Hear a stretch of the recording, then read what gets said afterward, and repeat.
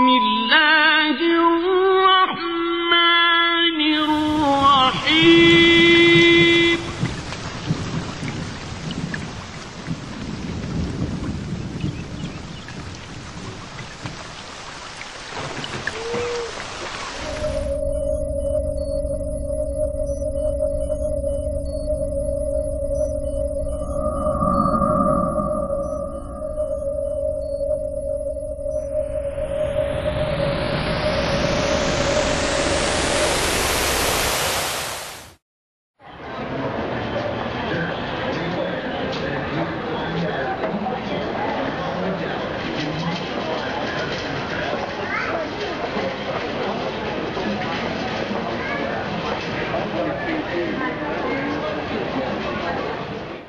أعوذ بالله من الشيطان الرجيم. وجعلنا منهم أئمة يهدون بأمرنا لما صبروا وكانوا بآياتنا يوقنون.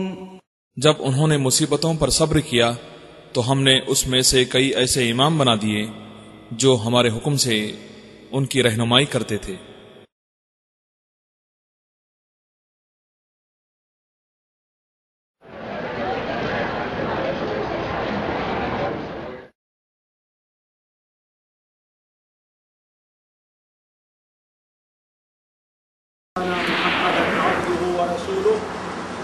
أرسله إلى الناس كافة بشيرا ونذيرا أما بعد فإن خير الحديث كتاب الله وخير الهدي هدي محمد صلى الله عليه وسلم وشر الأمور محدثاتها وكل محدثة بدعة وكل بدعة ضلالة وكل ضلالة في النار. أعوذ بالله السميع العليم من الشيطان الرجيم. بسم الله الرحمن الرحيم. وجعلنا منهم أئمة يهدون بأمرنا لما صبروا وكانوا بآياتنا يوقنون. إن ربك هو يفصل بينهم يوم القيامة فيما كانوا فيه يختلفون. سبحانك لا علم لنا إلا ما علمتنا إنك أنت العليم الحكيم. رب اشرح لي صدري ويسر لي أمري واحلل عقدة من لساني يفقهوا قولي واحلل عقدة من لساني يفقهوا قولي. عزیز ساتھیوں اور پیارے دینی بھائیوں، پچھلے 3 ہفتے مسلسل آپ ہی کے قریب سفرہ جالیات میں ائمہ اربعہ علیہ رحمہم اللہ کی سیرت سے متعلق بیان چل رہا تھا، جس میں امام ابو حنیفہ رحمہ اللہ، امام مالک رحمہ اللہ اور امام شافعی رحمہ اللہ کا ذکر خیر ہوا. اگلی مجلس انشاءاللہ امام اہل سنہ والجماعہ امام احمد بن حنبل رحمہ اللہ سے متعلق ہوگی. آج کسی مصلحت کی بنیاد پر وہ درس جب سفرہ میں روک دیا گیا تو بعض اخوان نے یہ خواہش ظاہر کی کہ ائمہ اربعہ رحمہم اللہ کے عقیدے سے متعلق کچھ باتیں ہو جائیں، وہ بھی اس مناسبت سے کہ آج عمومی طور پر تمام جالیات میں یہ کتیب جو ائمہ اربعہ کے عقیدے سے متعلق ہے، اس کتیب سے متعلق ایک امتحان رکھا گیا ہے. اس چھوٹی سی کتاب سے متعلق ایک امتحان رکھا گیا ہے کہ ائمہ اربعہ علیہم السلام کا عقیدہ کیا تھا. ساتھیوں، اس سے پہلے دیکھیے، اس موضوع کو سمجھنے سے پہلے بہت ضروری ہے ہم یہ دیکھیں کہ ائمہ اربعہ رحمہم اللہ کا زمانہ کیا تھا. آخر یہ کیا ضرورت پیش آئی کہ علماء قدیم زمانے ہی سے ائمہ اربعہ رحمہم اللہ کے عقائد کا ذکر خصوصی طور پر کرتے ہیں اور اس سے متعلق کتابیں تالیف کرتے ہیں. دیکھیے، ائمہ اربعہ رحمہم اللہ عمومی طور پر ان کے کا جو زمانہ رہا ہے، خصوصاً ان کا عملی وقت جو رہا ہے، وہ 100 ہجری سے 240 ہجری کے قریب رہا ہے. 100 ہجری سے لے کر کے 240 یعنی تقریباً 150 سال. تقریباً 150 سال کی مدت میں یہ سارے چاروں ائمہ رحمہم اللہ اس دنیا کے اندر زندگی بسر کیے ہیں.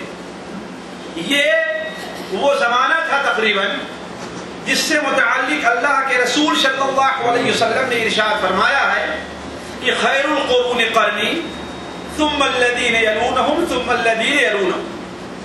یہ حدیث بخاری اور مسلم میں حضرت عمران بن حسین، حضرت عبداللہ بن مسعود رضی اللہ تعالی عنہما وغیرہ سے مروی ہے. کسی روایت میں ہے کہ خیر الناس قرنی، اور بعض روایات میں ہے خیر القرون قرنی، اور بعض روایات میں ہے خیر القرن خیر امتی قرنی. یعنی بہترین زمانہ، بہترین وقت کون ہے؟ وہ سب سے بہتر وقت میرا وقت ہے. یعنی جس زمانے میں اللہ کے رسول صلی اللہ علیہ وسلم جن لوگوں کے ساتھ نبی کریم صلی اللہ علیہ وسلم زندگی بسر کر رہے ہیں وہ سب سے بہتر لوگ ہیں. اس کے بعد وہ لوگ جو ان کے بعد آئیں گے، یعنی پہلا وقت کس کا ہے؟ صحابہ کرام رضوان اللہ علیہم اجمعین کا ہے. ان کے بعد تابعین کا زمانہ ہے، اور ان کے بعد تبع تابعین کا زمانہ ہے. ان کے بعد تبع تابعین کا زمانہ ہے. یہ 3 زمانے ایسے ہیں جن کی فضیلت اللہ کے رسول صلی اللہ علیہ وسلم نے بیان فرمائی ہے. اور علماء یہ بیان کرتے ہیں کہ اس زمانے کے افضل ہونے کی سب سے بڑی وجہ یہ ہے کہ اس زمانے میں سنت کا بول بالا تھا، سنت کا دور دورہ تھا، سنت کو فوقیت حاصل تھی، سنت کو غلبہ حاصل تھا. بدعات اور شرک مزمحل تھے. اگر کوئی بدعتی کسی بدعت کو لے کر کے اٹھتا تھا تو اس وقت کے حاکم اور اس وقت کے علماء اسے نیچے دبا دیا کرتے تھے، بلکہ بسا اوقات وہ شخص اگر اپنی غلطی کو مانتا نہیں تھا تو اس کا سر قلم کر دیا کرتے تھے. جس کی سب سے واضح مثال وہ صبیح کی ہے کہ حضرت عمر رضی اللہ تعالیٰ عنہ کے آخری زمانے میں وہ بصرہ وغیرہ کے بعد علاقے میں وہ کچھ بدعات سے متعلق، کلام سے متعلق باتیں کرنے لگا جسے مسلمان اپنے سے زمانے میں یا اس سے پہلے سنے نہیں تھے. تو حضرت عمر رضی اللہ عنہ کو جب اس کی خبر ملی تو حضرت عمر رضی اللہ عنہ فرمایا اسے پکڑ کر کے میرے پاس بھیج دو. چنانچہ حضرت عمر رضی اللہ تعالیٰ عنہ کے پاس بھیجا گیا، اور حضرت عمر رضی اللہ تعالیٰ عنہ اسے پکڑ کر کے مارنا شروع کر دیے.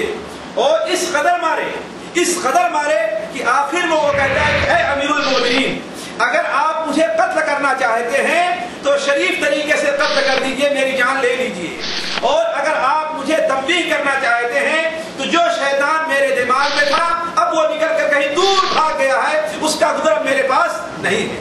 تو عرض کرنے کا مقصد ہے کہ اس وقت اگر کوئی آدمی کسی بدعت کے لیے سر اٹھایا کرتا تھا تو اس وقت کے حکام اور اس وقت کے علماء اسے خاموش کر دیا کرتے تھے اور اس کا سر قلم کر دیا کرتے تھے.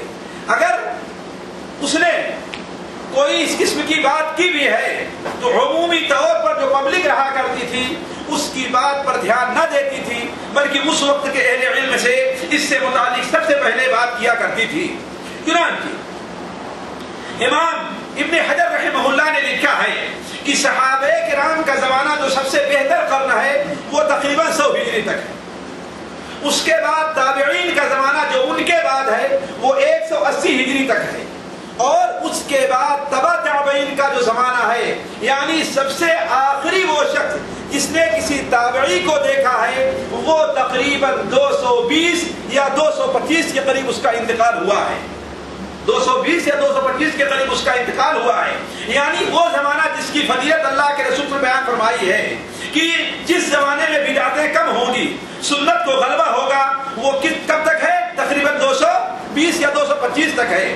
اس کے بعد جب آخری تبع تابعی اس دنیا سے جا چکا تو بدعات نے سر اٹھایا، معتزلہ نے گفتگو کی، حتیٰ کی بہت سے علماء اہل سنت والجماعت کو جیل کی سزا سنانی پڑی اور ان کے اوپر سخت کوڑے برسائے گئے، جیسا کہ امام احمد بن حنبل رحمہ اللہ کے تذکرے میں وہ بات آئے گی۔ تو میں عرض کر رہا تھا کہ اللہ کے رسول صلی اللہ علیہ وسلم نے 3 زمانے کی فضیلت بیان کی ہے۔ اللہ کے رسول صلی اللہ علیہ وسلم کے زمانے کے بعد صحابہ کرام کا زمانہ، اور صحابہ کرام بعد تابعین اعظام کا زمانہ، اور تابعین اعظام بعد تبع تابعین کے زمانے میں علماء اور ائمہ کا جو عقیدہ رہا ہے اسی سے متعلق آج میں آپ کے سامنے گفتگو کروں گا۔ لیکن سب سے پہلے یہ بتا دوں جو اس کتاب کو سمجھنے کے لیے بہت ضروری ہے، اور میں جانتا ہوں کہ ان چیزوں کو سمجھے ہوئے کوئی بھی شخص اس کتاب کو حقیقی طور پر سمجھ نہیں سکتا۔ کیوں؟ اس لیے کہ یہ کتاب صرف ترجمہ کیا گیا ہے۔ اس کتاب میں بعض ایسی مصطلحات ہیں جس کو سمجھے بغیر کوئی بھی آدمی اس کتاب کو اچھی طریقے سے سمجھ نہیں سکتا ہے۔ اس لیے اس کی ایک تاریخ میں آپ کے سامنے پیش کرتا ہوں۔ دیکھیے، اللہ کے رسول صلی اللہ علیہ وسلم جب اس دنیا سے تشریف لے گئے تو تمام لوگ ایک ہی مذہب، ایک ہی فرقے، ایک ہی جماعت اور ایک ہی گروپ پر تھے۔ مسلمانوں میں جماعت بندی نہیں تھی، مسلمانوں میں گروپ بندی نہیں تھی، مسلمانوں میں فرقہ بندی نہیں تھی۔ سب سے پہلے مسلمانوں میں جو فرقہ پیدا ہوا ہے وہ خلفائے راشدین کے آخری زمانے میں پیدا ہوا ہے۔ خلفائے راشدین کے آخری زمانے میں، یعنی حضرت عثمان غنی رضی اللہ تعالیٰ عنہ کے زمانے میں۔ کیوں؟ اس لیے کہ حضرت عثمان غنی رضی اللہ عنہ کے آخری زمانے میں ایک جماعت ایسی پیدا ہوئی جو عبداللہ ابن سبا، جو حقیقت میں یمن کا رہنے والا ایک یہودی تھا، اس نے اسلام کو ظاہر کیا، اور اسلام کو ظاہر کر کے مسلمانوں کے بیچ میں ایک بدعت پھیلانے لگا۔ وہ بدعت کیا تھی؟ جس نے سب سے پہلے اللہ کے رسول صلی اللہ علیہ وسلم کے نام پر اس نے ایک حدیث گڑھی۔ وہ حدیث کیا تھی کہ اللہ کے رسول صلی اللہ علیہ وسلم دوبارہ ابھی تشریف لے آئیں گے۔ کہا عجیب معاملہ ہے، لوگ حضرت عیسیٰ علیہ السلام کے بارے میں تو یہ عقیدہ رکھتے ہیں کہ وہ دوبارہ واپس آئیں گے، لیکن محمد صلی اللہ علیہ وسلم جو ان سے افضل تھے، ان سے بہتر تھے، ان کے بارے میں عقیدہ رہتے تھے کہ دوبارہ واپس آئیں گے۔ اور اس نے ایک دوسری حدیث گڑھ کر کے بیان کی اپنی طرف سے کہ اللہ کے رسول صلی اللہ علیہ وسلم کا جب انتقال ہونے لگا تو آپ نے حضرت علی رضی اللہ تعالیٰ عنہ کو یہ وصیت کی تھی کہ میرے بعد تم مسلمانوں کے خلیفہ ہو۔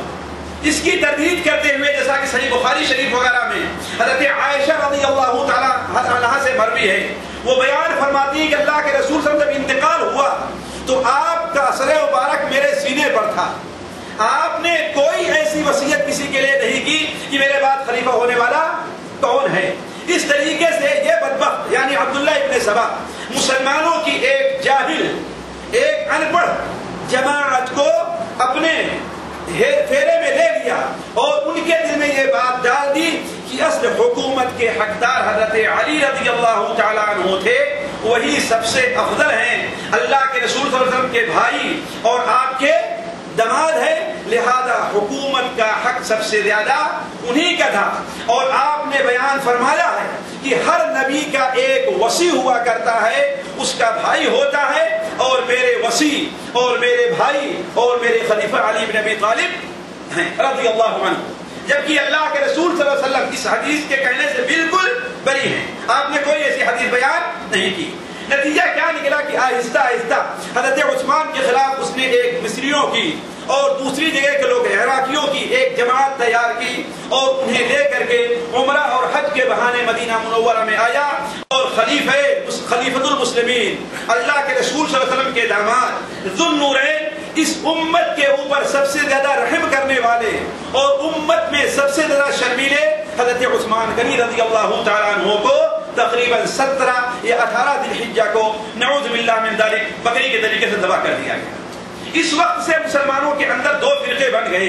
ایک فرقہ حضرت عثمان رضی اللہ تعالیٰ عنہ کو حق سمجھتا تھا اور ان کی تائید میں تھا جو عام مسلمانوں میں تھا، اور دوسرا فرقہ سبا عبداللہ ابن سبا کا تھا جو حضرت عثمان غنی رضی اللہ عنہ کو برا بھلا کہتا تھا۔ یہ 2 فرقے بن گئے، لیکن دونوں فرقے اصل میں کیا تھے؟ ابھی دونوں سیاسی فرقے تھے، مذہبی فرقے نہیں تھے، دونوں یہ سیاسی فرقے تھے۔ لیکن حضرت علی رضی اللہ عنہ کے زمانے میں جب حضرت علی رضی کا اختلاف حضرت معاویہ رضی اللہ عنہ سے ہوا، اور صفین کے مقام میں دونوں فوجیں دوسرے کے آمنے سامنے ہوئی اور سخت لڑائی ہوئی. کئی دن تک لڑائی چلتی رہی لیکن کوئی فیصلہ سامنے نہ آیا. بعد مسلمانوں نے اچھی نیت سے یہ کہا کہ آپس میں صلح ہو جانا چاہیے. لہذا قرآن مجید کو اٹھایا کہ ہمارے اور آپ کے درمیان کیا ہوگا, فیصلہ اس سے ہوگا. قرآن کو کون نہیں مانے گا, اس پر کون دھیان نہیں دے گا. چنانچہ دونوں فوجیں اپنی جگہ پر رک گئی, جبکہ حضرت علی رضی اللہ عنہ کے ساتھ رہنے والے بعض شر اور بدبخت قسم کے لوگ اس فیصلے کے اوپر راضی نہیں تھے. آپس میں فیصلہ یہ ہوا کہ حضرت معاویہ رضی اللہ تعالیٰ عنہ کی طرف سے ایک آدمی حکم بن کر کے آئے اور حضرت علی رضی اللہ عنہ کی طرف سے ایک آدمی حکم بن کر کے آئے, اور دونوں جو فیصلہ کرتے دونوں فریق کو وہ باتیں مان لینی چاہیے. دونوں فریق کو یہ باتیں مان لینی چاہیے. حضرت علی رضی اللہ تعالیٰ عنہ کے ساتھ ظاہر بات ہے دو قسم کے لوگ تھے جو بڑے بدبخت تھے. ایک قسم کے لوگ تو وہ تھے جنہیں حضرت عثمان غنی رضی اللہ عنہ کو شہید کیا تھا. انہیں اپنی سیاسی مصلحت یہ تھی کہ اگر مسلمان کا دونوں گروپ آپس میں ایک ہو گیا تو ہماری خیر نہیں ہے. کیوں؟ اس لیے کہ دوسرا گروپ تو ہمیں پہلے ہی سے قتل کرنا چاہتا ہے. اب حضرت علی بھی ان کے ساتھ مل گئے رضی اللہ تعالیٰ عنہ, تو ہماری خیر پھر نہیں ہے, یہ بھی ہمیں قتل کر دیں گے. لہذا وہ کسی بھی طریقے سے اس کے اوپر راضی ہونے کے لیے تیار نہیں تھا. دوسرا گروپ وہ تھا جو اپنے کو بڑا ہی متقی اور پرہیزگار بننا چاہتا تھا. نعوذ باللہ من ذالک. وہ اپنی سمجھ سے اور اپنی فہم سے اپنے علم سے قرآن مجید کی تفسیر اور اللہ کے رسول کی حدیث کی تفسیر کرتا تھا. وہ صحابہ کرام کی تفسیر کو ماننے کے لیے تیار نہیں تھا. چنانچہ وہ بدبخت تو ایسا تھا کہ حضرت عثمان غنی رضی اللہ تعالیٰ عنہ کو گالیاں دیا کرتا تھا. اعوذ باللہ من ذالک. وہ حضرت عثمان جنہیں اللہ کے رسول صلی اللہ علیہ وسلم اپنی دو بیٹیاں بیاہ دیں اور یہ عرض کریں کہ اگر میری کوئی تیسری بیٹی ہوتی تو اسے میں حضرت عثمان کے حق میں دے دیتا. وہ حضرت عثمان جن کے متعلق اللہ کے رسول صلی اللہ علیہ وسلم نے اپنی آخری عمر میں غزوہ تبوک کے موقع پر کہا تھا کہ آج عثمان نے جو مال اللہ تعالیٰ کے راستے میں خرچ کیا ہے, جس قدر مال خرچ کیا ہے, آج کے بعد عثمان چاہے جو عمل کر جائیں اللہ تعالیٰ کسی بھی عمل پر ان کا مواخذہ نہیں کرے گا. وہ عثمان نعوذ باللہ من ذالک مرتد ہو جائیں, حاشا للہ. وہ عثمان غلط کام کرے, حاشا للہ. وہ عثمان اسلام کے خلاف کوئی کام کرے, حاشا للہ. یہ ہرگز نہیں ہو سکتا.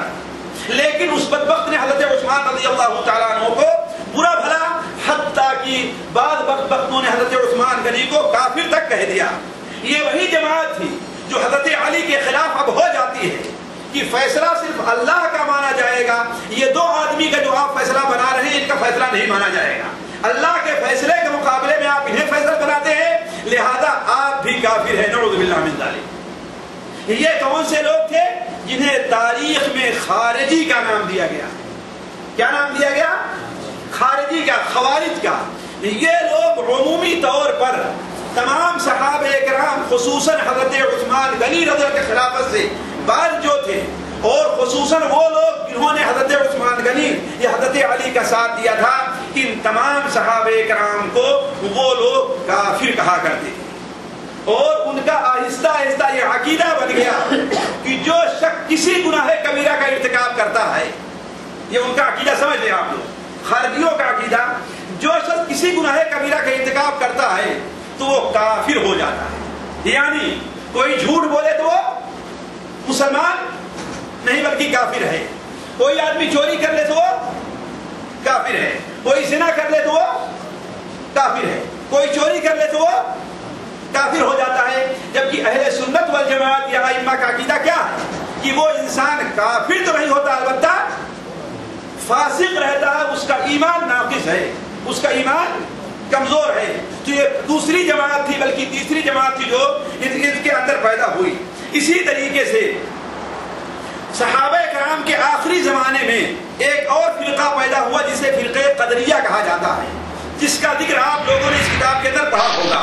وہ قدریہ کون سا فرقہ ہے؟ قدریہ قدر سے بنا ہے.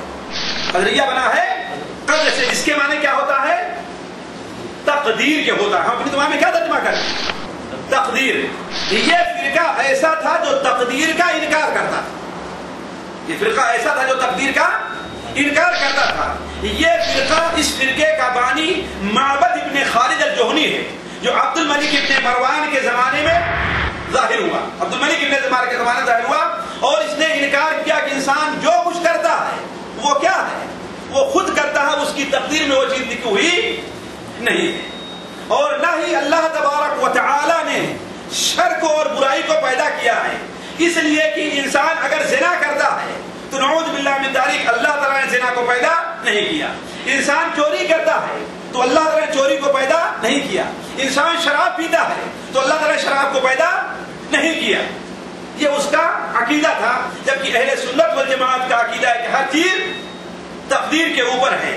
تو عبد الملک ابن مروان کے زمانے میں معبد ابن خالد یہ جوہنی ظاہر ہوا اور اس نے تقدیر کا انکار کیا اور حجاج ابن یوسف نے اس شخص کو سن 80 ہجری کے اندر قتل کر دیا تھا. یہی تو میں کہتا ہوں کہ اس وقت کا حاکم اگر فاسق سے فاسق کیوں نہ رہے, برا سا برا کیوں نہ رہے, لیکن اسلام کے خلاف وہ چیزیں جو اسلام میں مسلمہ ہیں, جو مسلمانوں کا مسلمہ عقیدہ ہے, اس کے خلاف اگر کوئی شخص کوئی آواز اٹھایا کرتا تھا تو اسے قتل کر دیا جاتا. چنانچہ جاد ابن درہم کو سن 80 میں حجاج ابن یوسف نے قتل کر دیا.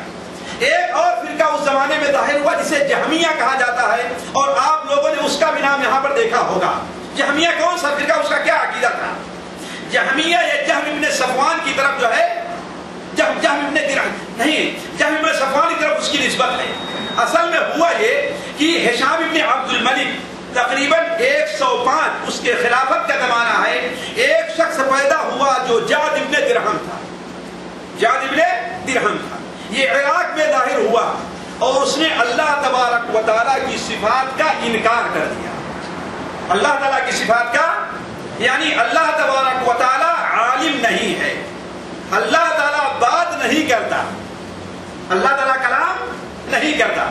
اللہ تبارک و تعالیٰ کی اس طریقے سے جو صفتیں ہیں وہ ساری صفتوں کا وہ انکار کرتا رہا. اور جب اس کا انتقال ہو گیا, اس لیے کہ ہشام ابن عبد الملک کے زمانے میں خالد ابن عبداللہ القصری ایک حاکم تھا جس نے کوفہ کے اندر بقرعید کے دن جاد ابن درہم کو قتل کر دیا اور کہا کہ اے مسلمانوں, آج قربانی کا دن ہے, تم لوگ اپنی اپنی قربانیاں کرو, اللہ تمہاری قربانیوں کو قبول کرے اور میں آج جاد ابن درہم کی قربانی کرتا ہوں. چنانچہ عیدگاہی میں انہوں نے اسے ذبح کر دیا اور اس سے عقیدہ لیا تھا جہم ابن صفوان نے, جو اپنے مذہب کو خراسان اور اصفہان وغیرہ میں جا کر کے پھیلایا, جس کی طرف یہ جماعت منسوب ہونے لگی جسے جہمیہ کہا جاتا ہے. یعنی ان کے اندر سے کیا تھا کہ اللہ تعالیٰ کی صفات جو تھی, جیسا کہ اس کی تھوڑی سی میں تفصیل رکھوں گا, کہ اللہ تعالیٰ کی صفات کا وہ لوگ انکار کرنے لگے. اسی طریقے سے امام شافعی رحمہ اللہ کے زمانے میں ایک اور شخص پیدا ہوا, جسے ایک اور جماعت پیدا ہوئی جسے معتزلہ کہتے ہیں. یہ جماعت کیسے پیدا ہوئی؟ اس لیے کہ ایک شخص حضرت حسن بصری کا شاگرد تھا جسے واصل ابن عطا کہتے ہیں. واصل ابن عطا کہتے ہیں. مسجد کے اندر حضرت حسن بصری کے پاس بیٹھ کر کے وہ سبق پڑھا کرتا تھا. تو جیسا کہ ابھی ہم نے بتایا کہ ایک جماعت ایسی پیدا ہوئی تھی جیسے خارجی, وہ کیا کہتے تھے کہ جو گناہ کبیرہ کا ارتکاب کر لے وہ کیا ہے, کافر ہے. اور اہل سنت والجماعت کا عقیدہ کیا تھا کہ وہ مومن ہے لیکن فاسق مومن ہے, وہ مسلمان ہے لیکن فاسق مسلمان ہے, اس کے اوپر کافر ہونے کا حکم نہیں لگے گا. کیوں؟ اللہ کے رسول زمانے میں بعض لوگوں نے زنا کیا نا, اللہ کے رسول نے انہیں مذہب سے خارج قرار دیا نہیں, انہیں سزا دی. لوگوں نے شراب پیا نا, اللہ کے رسول نے انہیں کافر قرار دیا نہیں, شراب پینے کی سزا دی. کوئی ایک مثال آپ لوگ دے سکتے ہیں کسی شراب پینے والے کو اللہ کے رسول نے سزا دی ہو اور اسے کافر نہ قرار دیا ہو؟ جی کوئی مثال یاد ہے؟ ارے بھائی بخاری شریف میں ہے, بخاری شریف میں ہے, عبداللہ نامی ایک صحابی تھے جو اللہ کے رسول صلی اللہ علیہ وسلم کو ساتھ کو ہنسایا کرتے تھے, آپ چٹکلے چھوڑا کرتے تھے. تو انہیں شراب پینے کے پہلے ایک بار لے آیا گیا, آپ نے انہیں کوڑے برسائے. دوسری بار شراب پینے کے جرم میں لایا گیا, آپ نے ان پر کوڑے برسائے. تیسری بار تو تیسری بار کوڑے برسائے تھے کہ ایک صحابی نے کہا کہ اس کے اوپر اللہ تعالیٰ کی لعنت ہو، یہ بار بار شراب پیتا ہے، بار بار اس کے اوپر کوڑے برسائے تھے لیکن پھر بھی باز نہیں آتا. تو اللہ کے رسول نے کیا بیان فرمایا؟ آپ نے کیا فرمایا تھا؟ اس کے اوپر لعنت نہ کرو، اسے برا بھلا نہ کہو. کیا تمہیں معلوم نہیں کہ یہ اللہ اور اس کے رسول سے محبت کرتا ہے نا؟ تو شراب گناہ کبیرہ میں داخل ہے نا. اللہ کے رسول نے مذہب سے خارج کیا ان کو نہیں. وہ غامدیہ عورت جس نے زنا کیا تھا اور زنا سے حاملہ ہو گئی تھی، لیکن کس قدر انہیں تکلیف ہوئی، شرمندگی ہوئی، اللہ کے رسول کے ساتھ سامنے آتی ہیں اور کہتی ہے اللہ کے رسول میرے اوپر اپنے حد قائم کیجیے. یاد آیا قصہ نا؟ ایک بار آئی، آپ نے واپس کر دیا، بچہ پیدا ہوا، پھر آئی، یہاں تک جب تیسری بار آئی اور بچے کے ہاتھ میں روٹی دے کر کے آئی کہ بچہ اب کھانے لگا. تو آپ صلی اللہ علیہ وسلم نے ان کے اوپر حد برسائی اور آپ نے کیا کہا کہ اس نے اتنی بڑی توبہ کی ہے کہ اگر پورے اہل مدینہ پر تقسیم کی جائے تو توبہ کافی ہو جائے. تو معلوم یہ ہوا کہ گناہ کبیرہ کا مرتکب جو ہوتا ہے وہ کافر نہیں ہوتا. تو اہل سنت والجماعت کا عقیدہ یہ تھا کہ وہ کافر نہیں ہوگا، اور خارجیوں کا عقیدہ کیا تھا کہ وہ کافر ہو جائے گا. تو معتزلہ کا عقیدہ ایک اور تھا. چنانچہ حضرت حسن بصری رحمہ اللہ کے پاس ایک شخص آتا ہے کہ یہ بتائیے کہ آخر گناہ کبیرہ کا مرتکب جنت میں جائے گا کہ جہنم میں جائے گا؟ وہ کیا سوال کرتا ہے کہ جنت میں جائے گا یا کہ جہنم میں جائے گا. ابھی حضرت حسن بصری رحمہ اللہ سوچ رہے تھے کہ میں اس کا کیا جواب دوں، تو ان کا شاگرد واصل ابن عطا وہ کہتا ہے نہ وہ جنت میں جائے گا نہ وہ جہنم میں جائے گا. نہ وہ جنت میں جائے گا نہ وہ جہنم میں، یعنی نہ وہ مومن ہے نہ وہ کافر ہے، بلکہ اس کے درمیان میں ایک راہ ہے. نہ مومن ہے انسان نہ کافر، نہ مومن ہوا نہ وہ کافر ہوا. اور وہاں سے ہٹ کر کے ایک مسجد کے کھمبے کے پاس بیٹھ کر کے اپنی فکر اور اپنی تعلیم لوگوں میں عام کرنے لگا. تو حضرت حسن بصری نے کہا کہ اعتزل عنا، وہ ہم سے الگ ہو گیا. تو اعتزال کے معنی کیا ہوتا ہے؟ الگ ہونے کے. اسی لیے ان کا لقب معتزلہ پڑ گیا. ان لوگوں نے اپنے کو اہل توحید اور اہل عدل قرار دیا، اور ان کے اندر سب سے بڑی خرابی جو پیدا ہوئی یہ وہ کہ اللہ تبارک و تعالیٰ کی صفات کا انکار کرنے لگے.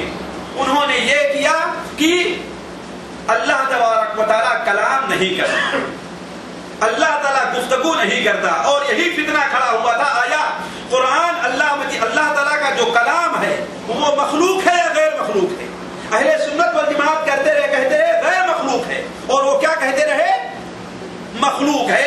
جیسا کہ اس کی تفصیل جو ہے آئندہ ظاہر ہوگی. اسی طریقے سے ایک فرقہ اور ظاہر ہوا، اسے مرجیہ کہتے ہیں، اس لیے کہ اہل سنت والجماعت کا عقیدہ یہ ہے کہ ایمان کس چیز کو کہتے ہیں؟ ایمان 3 چیزوں کے مجموعے کا نام ہے. 3 چیزوں کے مجموعے کا نام ہے. ذرا غور کریں گے، اگر میری ان باتوں پر آپ لوگوں نے توجہ دے لی، پھر اس کے بعد یہ کتاب پڑھیں گے تو آپ کو ایک کتاب سمجھنے میں بڑی آسانی ہوگی. ایمان 3 چیزوں کا نام ہے: دل سے ماننا، زبان سے اقرار کرنا، اور ہاتھ اور پیر سے عمل کرنا. تصدیق بالجنان، اقرار باللسان وعمل بالارکان، یہ اہل سنت والجماعت کا ایمان کا ہے.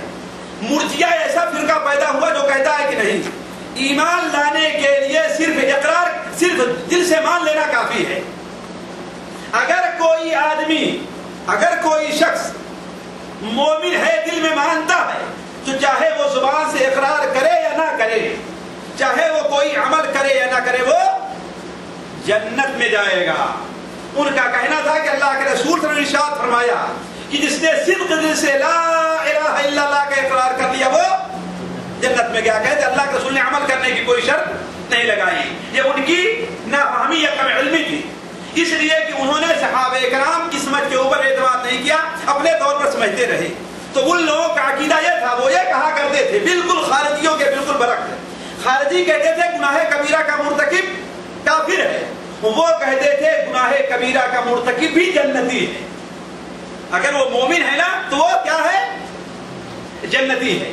اسی طریقے سے صحابہ ائمہ اربعہ کا مذہب یا عقیدہ سمجھنے کے لیے یہ چیز بھی ضروری ہے کہ ائمہ اربعہ نے علم کلام اور کلام کے پر اعتماد نہیں کیا. کلام سے مراد کیا ہے؟ یعنی شرعیت کی باتوں میں عقلی دلیل کا پیش کرنا, یا یہ کہہ لیجیے کہ قرآن اور حدیث کو سائنس کے اعتبار سے سمجھنے کی کوشش کرنا.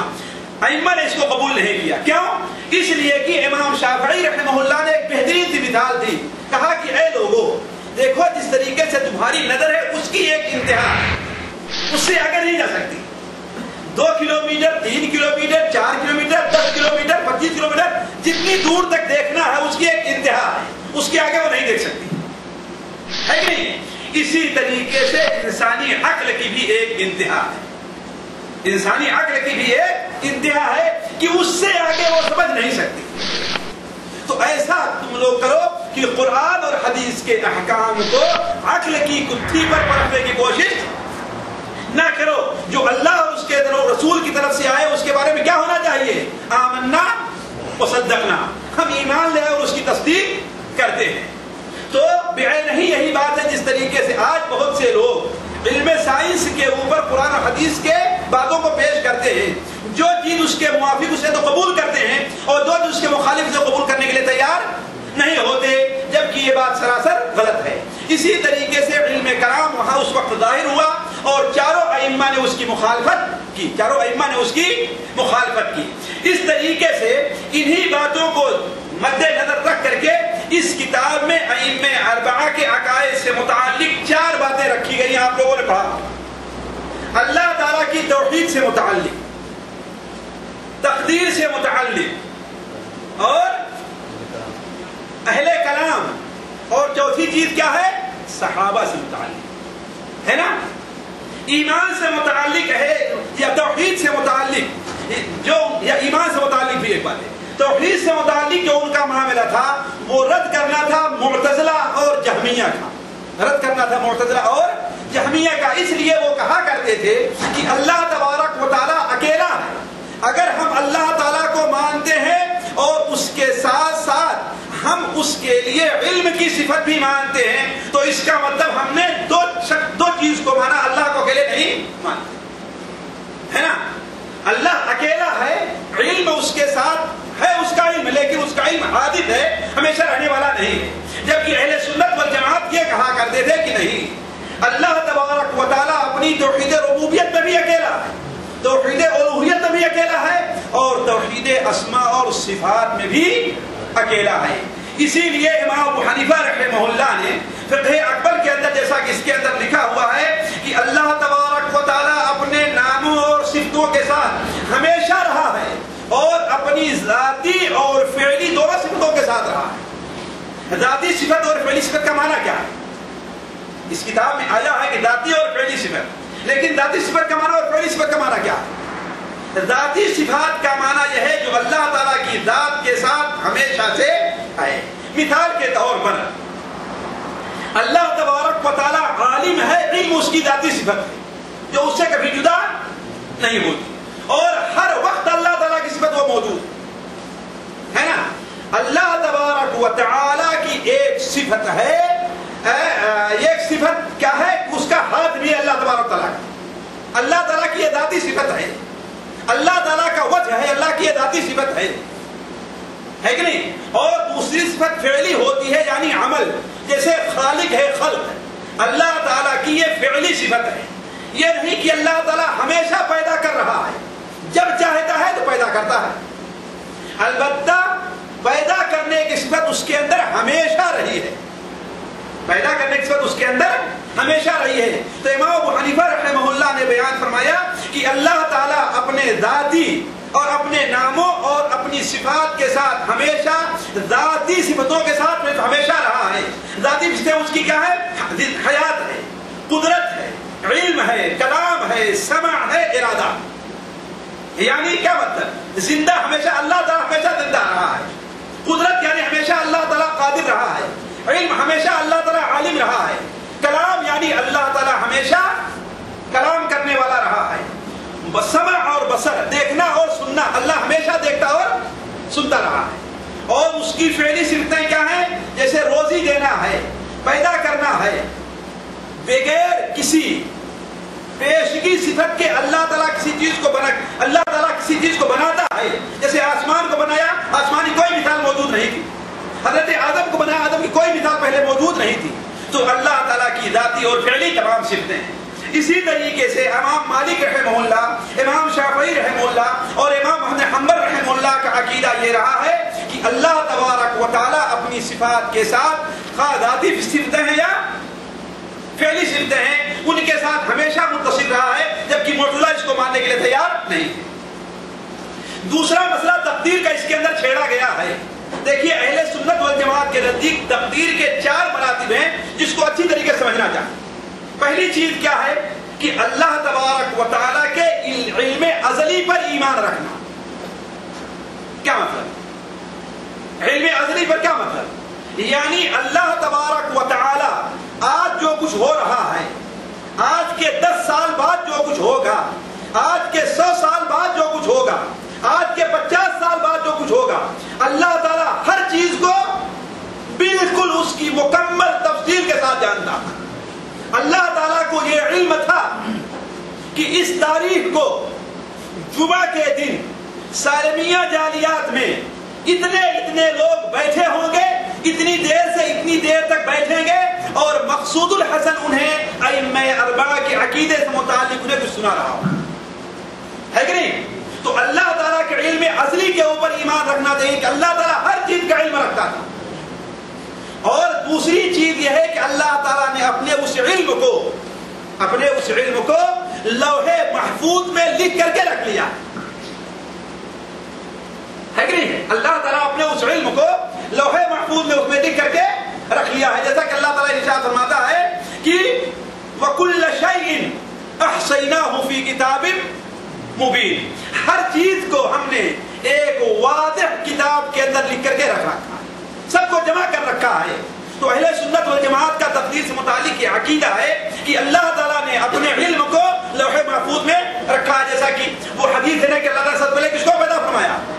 قلم کو. اور اس سے کیا کہا؟ لکھو. قلم نے کہا کیا لکھوں؟ کہا جو کچھ ہو چکا ہے وہ بھی لکھو، اور جو کچھ قیامت تک ہونے والا ہے وہ بھی لکھو. ما اصابکم من مصیبت الا فی کتاب من قبل ان نبرأها، ہے نا؟ تو اہل سنت والجماعت کے نزدیک یہ عقیدہ رکھنا چاہیے کہ اللہ تعالیٰ اپنے علم کو ایک کتاب کے اندر جو کچھ دنیا میں ہونے والا ہے اس کو لکھ کر کے رکھ لیا. تیسری چیز جو ایمان رکھنا چاہیے وہ یہ ہے کہ اس دنیا میں جو کچھ ہوتا ہے اگرچہ اسی لوح محفوظ میں جو کچھ لکھا ہوا ہے اس کے مطابق ہوتا ہے، لیکن بغیر اللہ کے چاہے ہوئے نہیں ہوتا، ہے کہ نہیں؟ وَمَا تَشَاءُونَ إِلَّا أَن يَشَاءَ اللَّهُ، بغیر اللہ کے چاہے ہوئے تمہارا چاہا کچھ بھی نہیں ہوتا، ہے کہ نہیں؟ اللہ جو چیز نہ چاہے وہ چیز نہیں ہوگی، اور جو چیز چاہ لے وہ چیز ہو کر کے رہے گی. وَيَخْلُقُ مَا يَشَاءُ وَيَخْتَارُ، اللہ تعالیٰ وَرَبُّكَ يَخْلُقُ مَا يَشَاءُ وَيَخْتَارُ، تیرا رب جو چاہتا ہے پیدا کرتا ہے اور اپنی پیدا کی ہوئی چیز جس کا چاہتا ہے انتخاب فرما لیتا ہے. ہماری بات سمجھے نا؟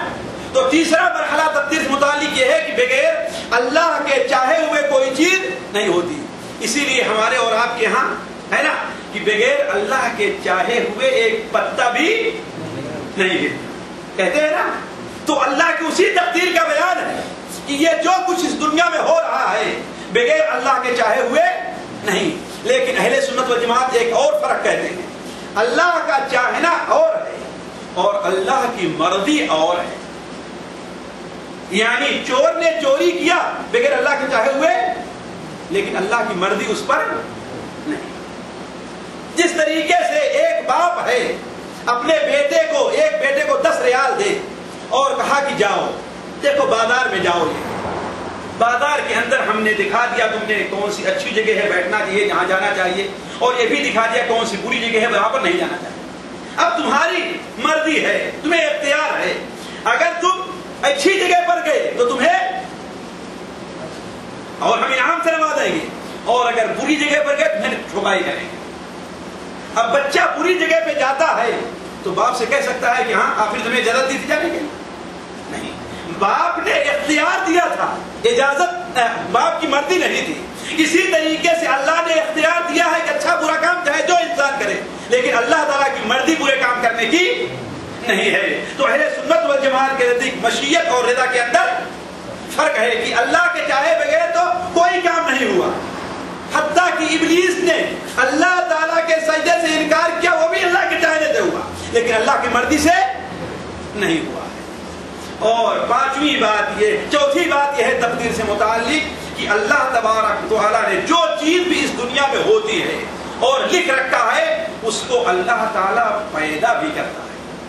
وَخَالِقُ كُلِّ شَيْءٍ، اللہ تعالیٰ ہر چیز کا پیدا کرنے والا ہے. وَاللَّهُ خَلَقَكُمْ وَمَا تَعْمَلُونَ، اللہ نے تمہیں پیدا کیا اور تمہارے عمل کو بھی پیدا کیا. تو اہل سنت والجماعت امام ابو حنیفہ رحمہ اللہ، امام مالک رحمہ اللہ، امام شافعی اور احمد بن حنبل رحمہ اللہ اس چیز کو مانتے رہے ہیں. اور ہم نے دیکھیے مثال کے طور پر امام ابو حنیفہ کا حوالہ صفحہ 18 نمبر صفحہ کے اوپر ہے. دیکھیں امام صاحب کیا کہتے ہیں. ایک آدمی امام ابو حنیفہ رحمہ اللہ کے پاس آ کر تقدیر کے بارے میں مجھ سے مجادلہ کرنے لگا. مجادلہ یعنی بحث مباحثہ کرنے لگا. انہوں نے کہا تم کو معلوم نہیں کہ تقدیر میں غور خوض کرنے والا ایسے ہی ہے جیسے کوئی سورج کی آنکھوں میں نظر کر رہا ہو. وہ جس قدر زیادہ نظر کرے گا اس کی حیرت زیادہ ہوتی جائے گی. تو تقدیر کے بارے میں تم جس قدر زیادہ بحث کرتے جاؤ گے اسی قدر الجھتے تم چلے جاؤ گے. اس لیے صرف یہ مان لو کہ اللہ کے تقدیر کے بغیر کچھ نہیں ہوتا. اس کے بعد تمہاری عقل میں آئے یا نہ آئے. اور فرمایا ہم اقرار کرتے ہیں کہ اللہ تعالیٰ نے قلم کو حکم دیا کہ وہ لکھے. قلم نے کہا کہ اے رب میں کیا لکھوں؟ اللہ تعالیٰ نے کہا قیامت تک جو کچھ ہونے والا ہے وہ سب لکھ، کیونکہ اللہ تبارک و تعالیٰ کا ارشاد ہے وَكُلُّ شَيْءٍ فَعَلُوهُ فِي الزُّبُرِ وَكُلُّ صَغِيرٍ وَكَبِيرٍ مُسْتَطَرٍ، اور ہر چیز جو انہوں نے کی ہے صحیفوں کے اندر ہے اور ہر چھوٹی بڑی چیز لکھی ہوئی. اسی طریقے سے اگر آپ پڑھیں گے تو امام مالک رحمہ اللہ نے بھی، امام شافعی رحمہ اللہ نے بھی اور امام احمد رحمہ اللہ تقدیر سے متعلق یہی بات کہی ہے. تیسری چیز جو اس کتاب کے اندر موجود ہے وہ ایمان کے بارے میں. ایمان کے بارے میں جیسا کہ ہم نے کہا اہل سنت والجماعت کا نزدیک کیا ہے ایمان؟ 3 چیزوں کے مجموعے کا نام ہے. اگر کوئی شخص اپنے دل سے اللہ تبارک و تعالی کے اکیلے خالق ہونے کا، مالک ہونے کا، رازق ہونے کا عقیدہ رکھتا ہے لیکن زبان سے نہیں مانتا تو وہ انسان کیا ہوگا؟ مومن ہوگا؟ مومن نہیں ہوگا. اس کی سب سے واضح دلیل یہ ہے کہ یہود اللہ کے رسول کے زمانے میں دل سے اللہ کے رسول کو مانتے تھے نہیں مانتے؟ پہچانتے تھے نا؟ پہچانتے تھے کہ نہیں پہچانتے؟ قرآن میں کیا کہا اللہ تعالیٰ نے؟ آپ کو ایسے ہی پہچانتے ہیں جیسے اپنے بچوں کو پہچانتے ہیں. لیکن یہ دل کے ماننے کی وجہ سے مسلمان ہو گئے؟ وہ مسلمان نہیں مسلمان. تو معلوم یہ ہوا کہ ماننے کے ساتھ ساتھ زبان سے اقرار کرنا ضروری ہے. میں بامبے میں، دلی میں تھا تو ایک شخص آیا سادھو ٹائپ کا، وہ سڑک پر کچھ سوالات کر رہا تھا تو لوگوں نے میرے پاس بھیج دیا. آیا وہ دین کے بارے میں سوال کرنے لگا، مسلمان کے بارے میں اسے بحث ہوتی رہی کافی دیر تک. آخر وہ کیا کہتا ہے؟ کہا کہ میں وہی بات کہتا ہوں جو کسی مغربی دانشور نے کہا تھا کہ دنیا میں سب سے اچھا مذہب اسلام ہے. دنیا میں سب سے اچھا مذہب اسلام ہے اور سب سے بری قوم مسلمان ہے. لیکن سوال یہ ہے کہ اس نے اسلام کو سب سے اچھا مذہب مانا، کیا مطلب مسلمان ہو گیا؟ مسلمان ہوا نہیں. کیوں؟ اس لیے کہ وہ اسلام کے احکام کے مطابق عمل نہیں کیا. ضروری یہ ہے کہ انسان جیسے دل سے اللہ کے رسول کو اللہ کا رسول مانے، زبان سے آپ کی رسالت کا اقرار کرے، وہی عمل کے ذریعے اللہ کے رسول کی غلامی بھی اختیار کر دے. بغیر اس کے کوئی انسان مومن بننے والا نہیں ہے. اور مرجیہ جو تھے اسی بات کو ماننے کے لیے تیار نہیں. وہ کیا کہتے تھے؟ اگر کوئی انسان دل سے مسلمان ہے تو چاہے زبان سے کچھ بولے یا نہ بولے وہ کیا ہے؟ مومن ہے. اہل سنت جماعت کہے کہ ایسا نہیں ہوتا. ورنہ ابلیس لعین شیطان بھی دل سے اللہ تعالیٰ کو رب مانتا نہیں مانتا تھا لیکن مومن ہوا نہیں، مومن ہوا. تو اہل سنت والجماعت امام مالک رحمہ اللہ، امام ابو حنیفہ رحمہ اللہ، ان تمام لوگوں نے اس کی تردید کی مثال کے طور پر امام ابو حنیفہ رحمہ اللہ نے کیا فرمایا کہ ایمان زبان سے اقرار، دل سے تصدیق کا نام ہے، تنہا اقرار سے کوئی انسان مومن نہیں بن سکتا، تنہا اقرار سے کوئی انسان مومن نہیں بن سکتا۔ اسی طریقے سے امام مالک رحمہ اللہ نے کیا بیان فرمایا کہ بیت المقدس کی طرف مسلمان 16 مہینے تک نماز پڑھتے رہے، پھر انہیں بیت الحرام کی طرف رخ کرنے کا حکم دے دیا۔ اللہ تعالیٰ نے کیا بیان فرمایا؟ وَمَا كَانَ اللَّهُ لِيُضِيعَ إِيمَانَكُمْ، اللہ تعالیٰ تمہارے ایمان کو ضائع کرنے والا نہیں۔ ذرا اس کو اس طرح سمجھیے کہ بہت سے صحابہ کرام تحویل قبلہ یعنی قبلہ بیت المقدس ہونے سے پہلے نماز پڑھ چکے تھے، نہیں پڑھتے، اور پھر حکم ہو گیا کہ اب نماز کی طرف رک کر کے پڑھو۔ تو یہودی کہنے لگے کہ اگر تمہارا اصل قبلہ کون تھا؟ بیت اللہ شریف تھا، بیت المقدس نہیں تھا، تو تمہارے وہ بھائی جو اب تک بیت المقدس طرف رک کر کے نماز پڑھتے ان کی نمازوں کا کیا ہوگا؟ ان کی نماز تو ضائع اور برباد ہو گئی۔ مسلمانوں پر یہ چیز بہت بھاری ہوئی کہ ہمارے مسلمان بھائی جو ہم سے پہلے انتقال کر گئے، انہوں نے دوسرے قبلے کی طرف رک کر کے نماز نہیں پڑھی، ان کی نمازیں برباد ہو گئی۔ تو اللہ تعالیٰ نے آیت نازل فرمائی ما کان اللہ لیضیع ایمانکم، اللہ ان کے ایمان کو ضائع اور برباد نہیں کرے گا۔ ایمان کس کو قرار دیا؟ ان کے عمل کو قرار دیا۔ اسی طریقے سے یہیں پر نقل ہوگا کہ ایمان کی 70 سے زائد شاخیں ہیں، ایمان کی 70 سے زائد شاخیں ہیں۔ سب سے اعلیٰ شاخ کیا ہے؟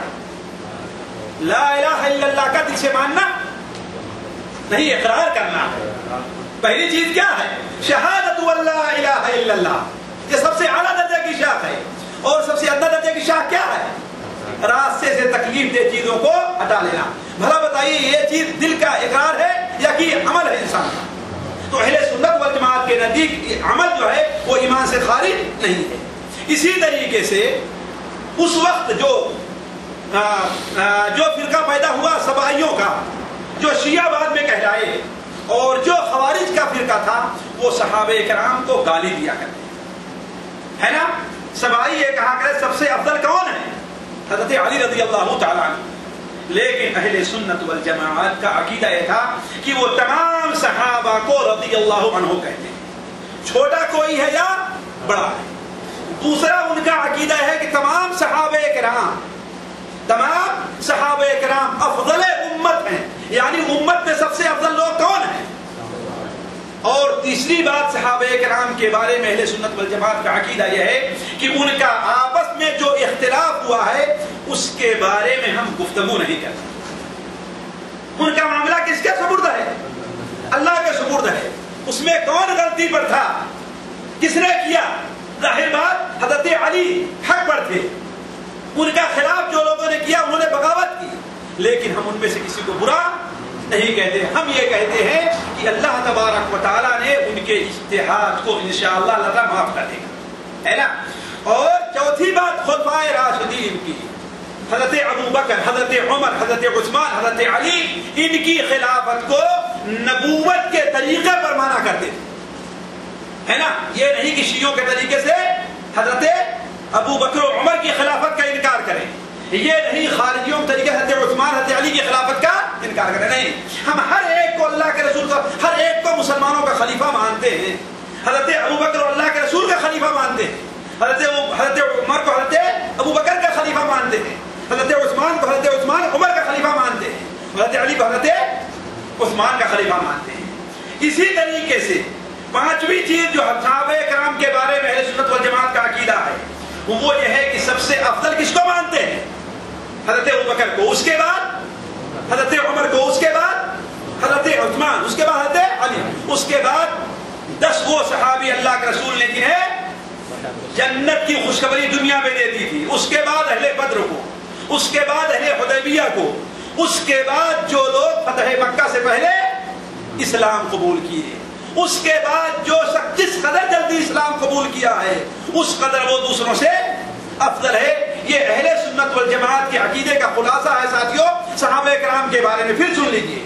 پہلی بات یہ ہے کہ وہ تمام صحابہ کرام کو رضی اللہ عنہ کہتے ہیں. دوسری بات یہ ہے کہ وہ تمام صحابہ کو امت میں سب سے افضل مانتے ہیں.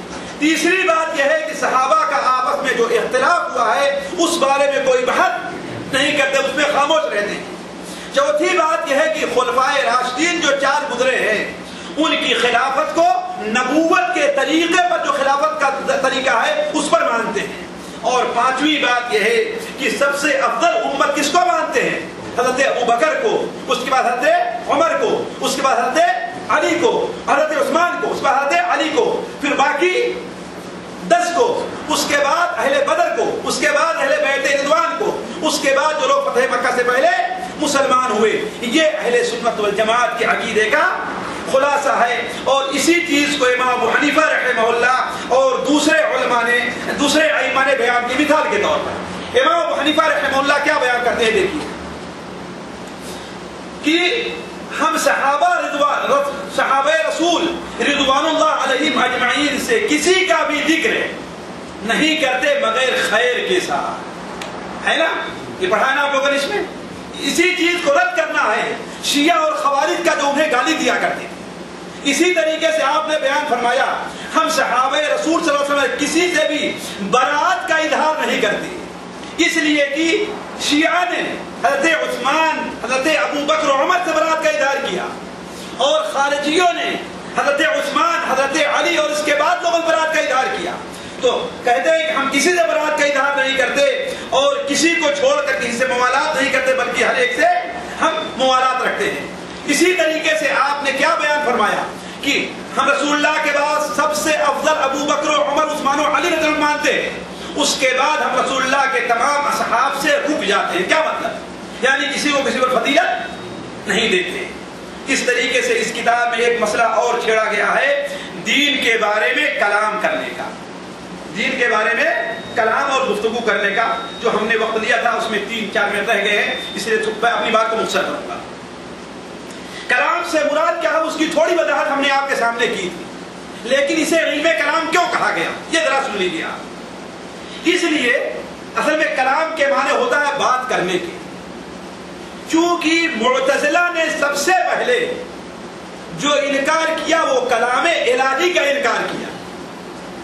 اسی لیے جعد ابن درہم کو جو عبداللہ قصری نے قتل کیا نا, تو اس نے کہا یہ کہتا ہے بدبخت کہ اللہ تعالیٰ نے حضرت موسیٰ سے کلام نہیں کیا ہے اور اللہ تعالیٰ نے ابراہیم کو اپنا خلیل نہیں بنایا ہے, لہذا ہم اسے ذبح کرتے ہیں. تو چونکہ سب سے پہلے انہوں نے جو انکار کیا اللہ تعالیٰ کی صفات کے بارے میں کلام کا انکار کیا, اس لیے انہیں اہل کلام رکھ دیا گیا, اہل کلام رکھ دیا گیا. اور صحابہ کرام کے بعد تابعین, تبع تابعین اور ان کی اتباع میں ائمہ اربعہ یہ کہا کرتے تھے کہ ہم اللہ کی صفات کے بارے میں کوئی گفتگو نہیں کرتے. مثال کے طور پر اللہ تبارک و تعالیٰ کے بارے میں یہ آتا ہے کہ اللہ تعالیٰ سمائے دنیا پر نازل ہوتا ہے کہ نہیں, لیکن وہ کس طریقے سے نازل ہوتا ہے اس بارے میں ہم گفتگو نہیں کرتے. لوگ کہتے نا کہ اللہ تعالیٰ اگر نازل ہوتا ہے تو یہ بتاؤ اس کا عرش خالی ہو جاتا ہے, خالی نہیں ہوتا. وہ جب نازل ہوتا ہے تو سیڑھی سے نازل ہوتا ہے, بغیر سیڑھی کے نازل ہوتا ہے. وہ یہ بتاؤ کہ رات تو ہر جگہ کہیں نہ کہیں رہا ہی کرتی ہے, تو اس کا مطلب اللہ تعالیٰ ہر وقت مائے دنیا ہی پر رہتا, عرش کے اوپر رہتا ہی نہیں. یہ عقلی باتیں ہیں کہ نہیں باتیں ہیں؟ علماء نے کہا کہ ہم اس بارے میں نہیں پڑھتے, ہم یہ ایمان رکھتے ہیں کہ اللہ تبارک و تعالیٰ سے متعلق اللہ کے رسول نے یہ بیان فرمایا کہ اللہ تعالیٰ سمائے دنیا پر نازل ہوتا ہے, اس کی نازل ہونے کی کیفیت کیا ہے ہم نہیں جانتے. اسی لیے امام مالک رحمہ اللہ سے متعلق کے بعد ایک شخص آیا کہ یہ بتائیے کہ اللہ تعالیٰ عرش کے اوپر مستوی ہے, اللہ تعالیٰ عرش کے اوپر مستوی ہے, تو اس کے مستوی ہونے کی کیفیت کیا ہے؟ راوی کہتے ہیں کہ امام مالک رحمہ اللہ نے اپنا سر جھکا لیا اور گھبراہٹ سے ان کے پسینہ نکل گیا. اس کے بعد کہا کہ دیکھو بیوقوف کہیں کہ اللہ تعالیٰ کا استوا عرش پر مستوی ہونا یہ معلوم ہے, یہ معلوم ہے, البتہ اس کی کیفیت کیا ہے؟ مجہول ہے. اس لیے دیکھیے صفات کے بارے میں اہل سنت والجماعت کا عقیدہ یہ ہے کہ اس کی تشبیہ نہیں دی جائے گی، اس کی کیفیت نہیں بیان کی جائے گی. مثال کے طور پر اللہ تعالیٰ کا ہاتھ ہے، اللہ تعالیٰ کا چہرہ ہے، لیکن چہرہ کیسے ہے؟ انسان کے چہرے کے طریقے سے ہے؟ نہیں. یہ تو مجسمہ نے کہہ دیا. کہتے ہیں ہم نہیں جانتے اس کا چہرہ کیسا. کیوں؟ اس لیے کہ اس نے خود کہا الیس کمثلہ شیء. تو اہل سنت والجماعت اس طریقے سے اس سلسلے میں گفتگو کرنے سے وہ سخت پرہیز کرتے رہے اور اہل کلام کی کلامی بحثوں کے اندر الجھے نہیں، بلکہ جو شخص کلامی بحثوں سے الجھتا تھا اسے گمراہ حتیٰ کہ کافر کہا کرتے تھے. جیسا کہ امام شافعی رحمہ اللہ نے، جیسا کہ پچھلے ہفتے آپ کے سامنے رکھا تھا کہ حفص الفرد نے جب ان سے مناظرہ کیا تو دیر تک ان سے بحث ہوتی رہی. امام شافعی نے اس کے اوپر حجت قائم کر دیا اور اس کے بعد کہتا ہے پھر بھی اگر تو یہ مانتا ہے کہ اللہ تعالیٰ کا کلام اللہ کی صفت نہیں ہے تو کافر ہے. اور آپ کے سامنے وہ واقعہ بیان بھی کیا ہوگا ہم نے پچھلے ہفتے کہ امام شافعی کی وفات کے وقت جو آپ کے پاس آیا ہے تو حفص الفرد. تو امام شافعی جسے مدنی کہتے ہیں کہ تھوڑا سا ان کے اوپر ایک کشی داری ہوئی. حفص الفرد آتا ہے، آپ ان سے کہتا ہے کہ آپ مجھے پہچانتے ہیں میں کون ہوں؟ دوسرے لوگ کہنے لگے تو آپ نے کہا ہاں تم فلاں ہو، تم فلاں ہو، تم فلاں ہو. لیکن حفص کی بات ہوئی تو کیا کہا؟ ہاں تم حفص القرد ہو. حفص الفرد بھی نہیں، کیا کہا؟ حفص القرد ہو. اللہ تمہیں جزائے خیر نہ دے، اللہ تیری حفاظت نہ کرے، اللہ تعالیٰ تیری رعایت نہ کرے. اگر تو بغیر توبہ کے مر جاتا تو جہنمی ہے. تو اہل سنت والجماعت اس سلسلے میں کلامی یعنی عقلی باتوں سے پرہیز کیا کرتے تھے. کیوں؟ اس لیے کہ اللہ تبارک و تعالی کی کنہ اور حقیقت جو ہے وہ انسان اپنی عقل سے معلوم نہیں کر سکتا. بلکہ اس سلسلے میں تو سب سے بہتر بات جو کسی شاعر نے کہی ہے وہ یہ کہی ہے کہ تو عقل میں آتا ہے سمجھ میں نہیں آتا. تو عقل میں آتا ہے سمجھ میں نہیں آتا. یعنی عقل تو کہتی ہے کہ کوئی دنیا کا پیدا کرنے والا ہے، دنیا کا نظام چلانے والا ہے، ورنہ ماں کے پیٹ میں ایک پانی کا قطرہ ہے نا جاتا ہے اور آہستہ آہستہ وہ خوبصورت دیکھتا، سنتا، بولتا، حرکت کرتا ہوا ایک خوبصورت انسان بن کر پیدا ہوتا ہے. آخر دنیا کی جو مشینری ہے اس میں ڈھانچہ فٹ رہتا ہے نہیں فٹ رہتا ہے. کوئی چیز جانب بن کر کے نکل آتی ہے تو رحم مادر کے اندر بھی کوئی ڈھانچہ ہے، کوئی چیز فٹ ہے. کون بناتا ہے؟ اللہ بناتا ہے. تو عقل تو کہتی ہے کوئی ذات ایسی ضرور ہے جو یہ سب کچھ کر رہی ہے، لیکن وہ ذات کیسی ہے، کہاں ہے، یہ ہماری عقل میں نہیں آ رہا ہے. تو عقل میں آتا ہے سمجھ میں نہیں آتا. میں جان گیا بس تیری پہچان ہی، میں جان گیا بس تیری پہچان یہی ہے کہ عقل تو مانتی ہے تجھ کو لیکن تو ہماری سمجھ سے بہت اور بہت پرے کی چیز ہے. تیری حقیقی سمجھ کو تو کوئی آدمی نہیں پہنچ سکا، بلکہ خود اللہ کے رسول صلی اللہ علیہ وسلم کیا کہہ بیٹھے؟ لا احصی ثناء علیک انت کما اثنیت علی نفسی. اے اللہ تبارک و تعالیٰ تیری تعریف کا حق میں ادا نہیں کر سکتا. انت کما اثنیت علی نفسی، تو ہی ہے جو اپنی تعریف کو حق ادا کر سکتا ہے. تو یہ خلاصہ تھا ائمہ اربعہ کے عقیدے سے متعلق جو آپ کی اس کتاب کے اندر موجود ہے کہ وہ توحید کے اوپر یقین رکھتے ہیں، خصوصاً توحید اسماء اور صفات پر. توحید اسماء اور صفات پر کہ اللہ تعالیٰ کے پیارے پیارے نام ہیں، اللہ کی پیاری پیاری صفتیں، اللہ کے پیارے پیارے نام. ہم نہ کسی صفت کا انکار کرتے ہیں نہ کسی صفت کی تعویل کرتے. تعویل کا معنی کیا ہے؟ یعنی ہم یہ نہیں کہتے کہ اگر قرآن مجید میں آئے کہ اللہ تعالیٰ کا ہاتھ ہے تو ہم اسے قدرت مان لیں. نہیں، ہم کہتے اللہ تعالیٰ کا ہاتھ ہے. ہم یہ نہیں کہتے کہ اللہ تعالیٰ عرش کے اوپر مستوی ہے تو ہم کہیں کہ اللہ تعالیٰ عرش کے اوپر قبضہ کیے ہوئے ہیں. ہم یہ نہیں کہتے کہ اللہ تعالیٰ ناراض ہوتا ہے تو ہم کہیں اللہ تعالیٰ ہمارے لیے انعام کا ارادہ کرتا ہے. نہیں، اللہ تبارک و تعالیٰ ناراض ہوتا ہے، راضی ہوتا ہے، لیکن ناراض اور راضی کیسے ہوتا ہے وہ اس کی صفت نہیں جانتے. تو اس طریقے سے توحید کے بارے میں، ایمان کے بارے میں، یعنی ایمان تین چیز کے مجموعے کا نام ہے صحابہ کرام کے بارے میں جو اس کا خلاصہ ہم نے بیان کیا 5 عقیدے کا. اسی طریقے سے علم کلام اور تقدیر کے بارے میں ائمہ اربعہ کے عقیدے کا جو خلاصہ تھا آپ کے سامنے رکھا. اللہ تبارک و تعالیٰ سے دعا ہے کہ اللہ تبارک و تعالیٰ ہمیں اور آپ کو ائمہ اربعہ کے عقیدے کے اوپر زندہ رہنے اور اسی کے اوپر انتقال کرنے کی توفیق عطا فرمائے. اللہ تعالیٰ ہمیں ائمہ اربعہ کے عقیدے کے مطابق عمل کرنے کی توفیق دے. اللہ تعالیٰ ہمیں ان سے محبت کرنے, ان کے بتائے ہوئے طریقے کے مطابق عمل کرنے, ان کے بتائے ہوئے طریقے کے مطابق اللہ تعالیٰ کی عبادت کرنے کی توفیق عطا فرمائے. سبحانک اللہم و بحمدک اشہد ان لا الہ الا انت استغفرک و اتوب الیک.